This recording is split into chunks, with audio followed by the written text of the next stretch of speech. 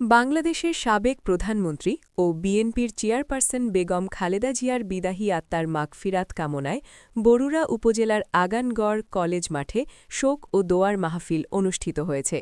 এ উপলক্ষে আয়োজিত অনুষ্ঠানে উপজেলা মহিলা দলীয় নেতাকর্মী, সামাজিক ও রাজনৈতিক মহিলা দলের সকল নেতৃগণ অংশগ্রহণ করেন।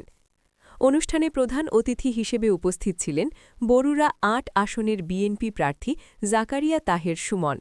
এছাড়াও উপস্থিত ছিলেন বরুড়া উপজেলার বিএনপির সভাপতি কায়সার আলম সালিম, কেন্দ্রীয় বিএনপির সদস্য হেলা আলাউদ্দিন, বরুড়া উপজেলা বিএনপির সহসভাপতি হুমায়ুন কবির পাটোয়ারি, কুমিল্লা দক্ষিণ জেলা বিএনপির আহ্বায়ক কমিটির সদস্য তরিক আহমেদ ভূঁইয়া সুজন। দোয়া মাহফিলে পবিত্র কোরআন তেলাওয়াতের মাধ্যমে কর্মসূচি শুরু হয়। পরে বেগম খালেদা জিয়ার রাজনৈতিক জীবন, গণতন্ত্র পুনরুদ্ধারে তার ভূমিকা এবং দেশের প্রতি অবদানের কথা স্মরণ করা হয়। বক্তারা বলেন, তিনি ছিলেন আপোষহীন নেতৃত্বের প্রতীক এবং দেশের গণতান্ত্রিক আন্দোলনে তার ভূমিকা ইতিহাসে স্মরণীয় হয়ে থাকবে। অনুষ্ঠানে বিশেষ মোনাজাতে বেগম খালেদা জিয়ার রুহের মাগফিরাত কামনা করা হয়। শোক ও দোয়া মাহফিল শান্তিপূর্ণ পরিবেশে শেষ হয়। এত অল্প বয়সে বিধবা হয়েছিলেন শহীদ রাষ্ট্রপতি সাহেবের মৃত্যুর পরে।